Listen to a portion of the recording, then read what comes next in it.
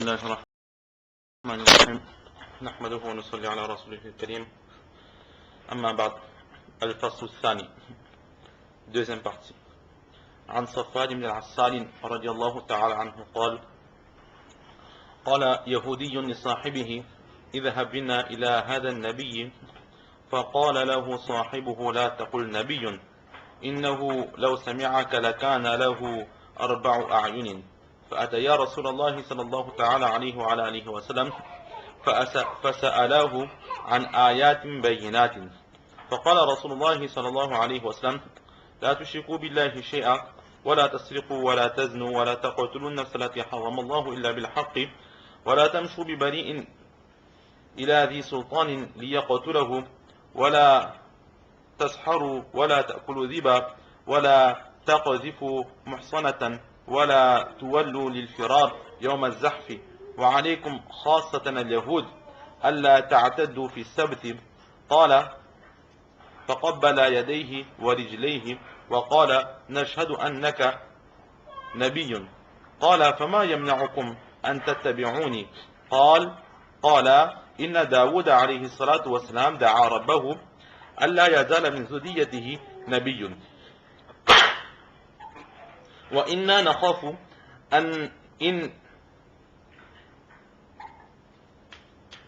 نخاف إن تبعناك أن يقتلنا اليهود رواه الترمذي وأبو داود والنسائي. Donc aujourd'hui nous voyons la deuxième partie de ce chapitre sur les grands péchés, les péchés majeurs et les signes de l'hypocrisie. Nous avons aujourd'hui un récit qui nous est rapporté par un nouveau compagnon radiallahu ta'ala an, qui se prénomme Hadith Safwan, fils de Assal. À son sujet, nous n'avons pas eu énormément de renseignements. Son prénom donc Safwan, fils de Assal.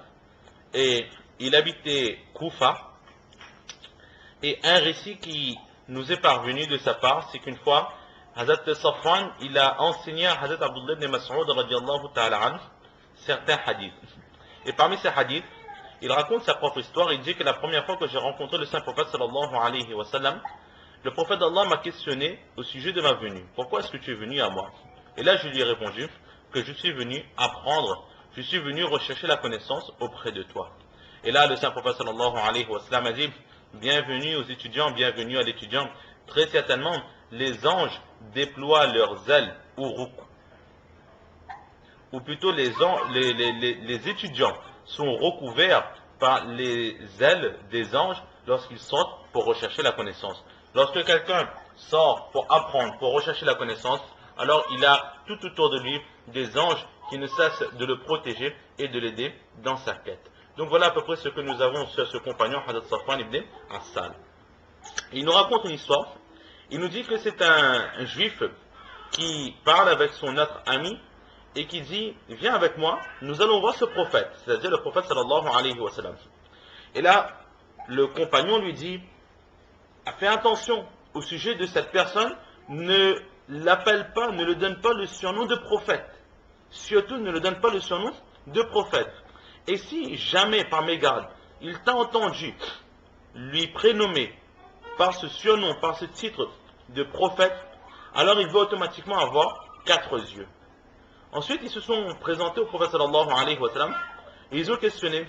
Ils disent au prophète, au Muhammad sallallahu alayhi wa sallam, quelle que soit la façon dont ils ont interpellé le saint prophète sallallahu alayhi wa sallam, et ils ont dit: donne-nous des renseignements sur les signes évidents.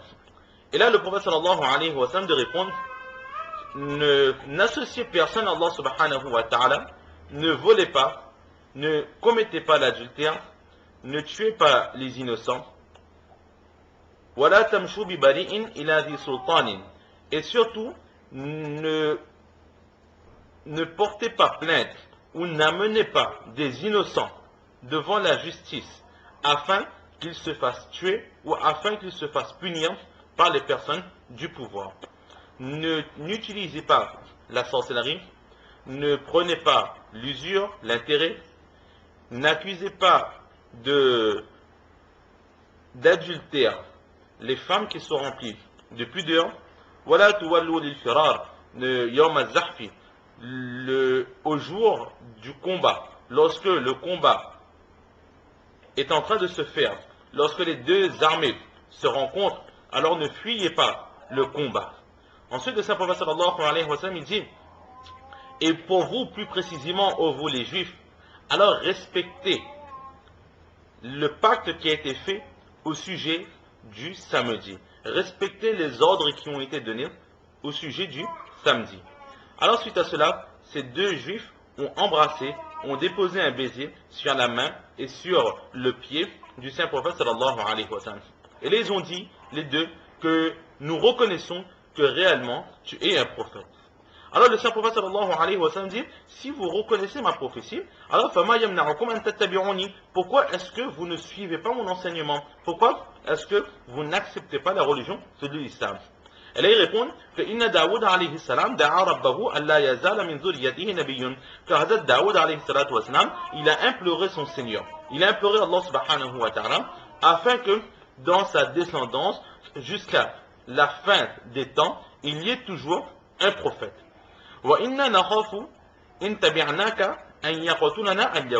Et justement, nous craignons que si nous te suivons, alors les Juifs ne nous tuent, car nous aurons agi à l'encontre du droit de l'invocation qui avait été faite par Hazrat Daoud alayhi salatu wassalam. Récit rapporté par Tirmizi Sharif, Abu Daoud Sharif et Nasa'i Sharif. Donc nous revenons immédiatement sur ce hadith.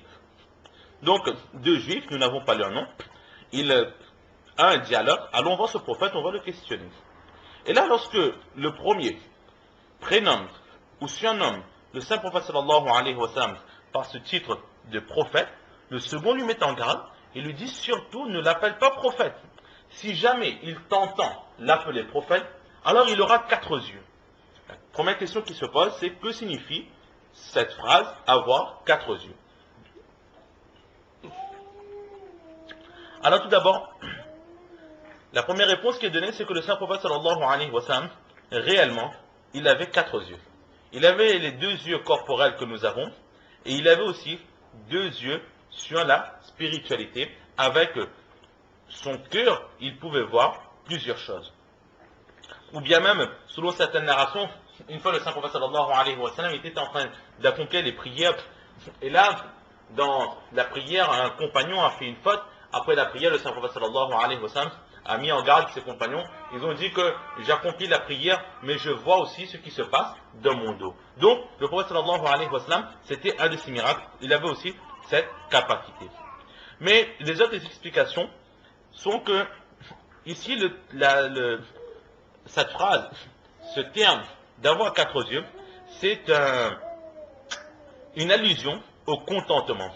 C'est-à-dire qu'il voulait dire que le saint prophète sallallahu alayhi wa sallam, il a beaucoup de mal à se faire écouter. Il a été chassé par les gens de sa tribu de Makka. Il était obligé de venir ici à Madina. Il a été accueilli, il s'est fait héberger par les gens de Madina, mais malgré cela, certaines personnes acceptent sa religion, mais nous, les Juifs, les chrétiens, etc., qui avons les religions qui viennent directement d'Allah avec des livres, nous ne l'obéissons pas, nous ne l'écoutons pas. Donc, il est très certainement affecté, mais si là, il t'entend le donner, ce titre de prophète, alors il sera trop content.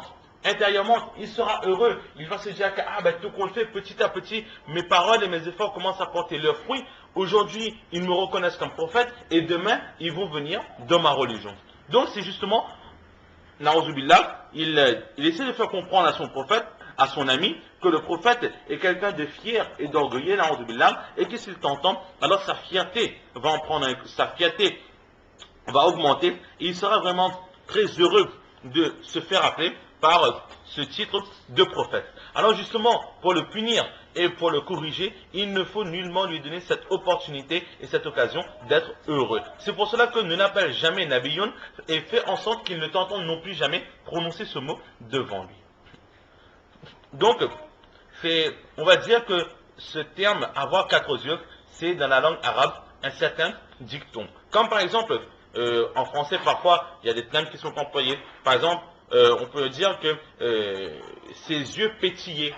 Alors qu'en aucun cas, les yeux d'une personne ne pétilleront. Mais c'est vraiment lorsque l'on voit que cette personne est vraiment heureuse, etc., et que ses yeux restent grands ouverts, et que dans ses yeux, nous voyons une certaine lumière de contentement qui en ressort, alors nous dirons que ses yeux étaient en train de pétiller. Et là aussi, justement, c'est une façon en arabe de montrer que la personne était heureuse. Donc voilà à peu près ce que l'on peut dire au sujet de ces 4 yeux. Ou encore un dernier sens, c'est qu'une personne, lorsqu'elle est étonnée ou lorsqu'elle est dans l'attente de quelque chose, elle va rester, elle va attendre soucieuse, etc. Et donc ses yeux ne cligneront pas régulièrement, mais ses yeux resteront ouverts assez longtemps. Et justement, ici, ce compagnon, ce juif, il dit à son ami que si tu l'appelles prophète, il sera dans l'attente de ta venue pour ta conversion. Il espérera que tu vas te convertir, donc ne lui donne pas cette chance de penser que nous, les juifs, nous allons quitter notre religion pour aller vers sa religion. Et pourquoi 4 yeux? Parce que ses yeux resteront dans l'attente, il laissera ses yeux ouverts, comme parfois ça se fait. Alors, ses yeux, mais lui, il aura tellement cette attente en lui, il voudra tellement, il espérera tellement que tu viendras, que ses yeux resteront tellement ouverts, ses yeux seront grands ouverts, et ils resteront tellement longtemps ouverts que on aurait dit que, au lieu d'avoir un œil, alors de chaque côté, il a 2 yeux. Vous voyez la distance, la grandeur d'ouverture d'un œil. Alors lui, il sera tellement dans cette attente-là qu'on aurait dit que un œil est égal à la grosseur de 2 yeux. Donc 2 plus 2 égale 4. Alors ses yeux resteront grands ouverts dans l'attente que tu viennes. C'est ce qu'ici, ce juif, il a voulu dire en employant ce terme, avoir 4 yeux. Donc il questionne le Saint-Prophète sallallahu alayhi wa sallam au sujet des signes précis. Alors qu'est-ce que signifient ces signes précis? Il faut savoir que les termes ayatim bayinat ont été aussi employés dans le Saint-Coran. Le Coran, Allah subhanahu wa ta'ala dit وَلَقَدْ آتِينَا مُوسَى 9 آيَاتٍ بَيِّنَاتٍ, que nous avons donné à Hazrat Moussa alayhi salatu wa salam 9 signes évidents. Alors, étant donné que ces personnes étaient des juifs et que Hazrat Moussa alayhi salatu wa salam était leur prophète, certaines personnes sont d'avis qu'ici, les juifs ont questionné, ils ont voulu savoir, ils ont voulu avoir une interprétation islamique de ces 9 signes que Hazrat Moussa alayhi salatu wa salam, il avait reçus. Donc, ils questionnent à ce sujet. Juste un petit rappel, à quel signe est-ce que l'on fait allusion? Alors, c'était 7 miracles, ou plutôt 9 miracles qu'avait eu Hazrat Moussa alayhi salatu wa salam. D'abord, son bâton. Le bâton qu'il avait cette possibilité de le lancer à terre qui se transformait en serpent. Donc, le rassant, le bâton de Hazrat Moussa alayhi salatu wa salam.